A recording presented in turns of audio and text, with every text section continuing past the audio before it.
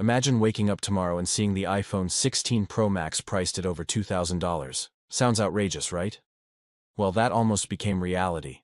In April 2025, the US government proposed a sweeping set of tariffs targeting imports from China, which would have hit Apple hard. These tariffs weren't just minor adjustments. They ranged from 20% to a whopping 145% depending on the product. And Apple, being heavily reliant on China for manufacturing, was right in the crosshairs. Let's break it down. The iPhone 16 Pro Max, which costs Apple about $580 in parts and manufacturing, could have seen a cost increase to over $1,421 due to tariffs. That's before adding any marketing, logistics, or profit margin. In other words, Apple might have had no choice but to pass that cost on to you, the consumer. That means instead of $1,199, your new iPhone could cost over $2,150. And it wouldn't stop there. Other Apple products were on the chopping block too.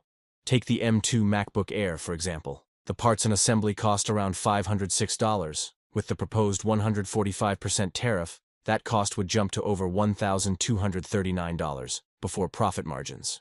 And then there's the 12.9-inch iPad Pro, which Apple builds for about $510.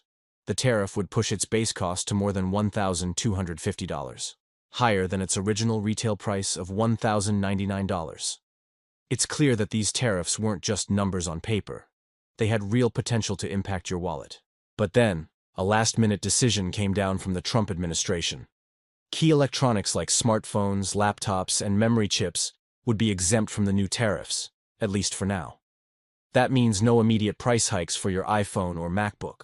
However, the 20% fentanyl-related tariff still applies, and that's no small thing. It's a reminder that geopolitical policy can send shockwaves through global tech supply chains in an instant. This close call is pushing Apple to move even faster on its long-term strategy: supply chain diversification. Apple has already started producing AirPods, Apple Watches, and some Macs in Vietnam, which currently has a temporary 90-day tariff exemption. And production in India is ramping up fast. The goal? Reduce dependence on China and avoid getting caught in the middle of a political storm again. This whole situation highlights a bigger issue: how fragile the tech supply chain really is. One policy shift, one tariff threat, and the prices of our daily devices could skyrocket overnight. While Apple escaped this round mostly unscathed, the story's not over.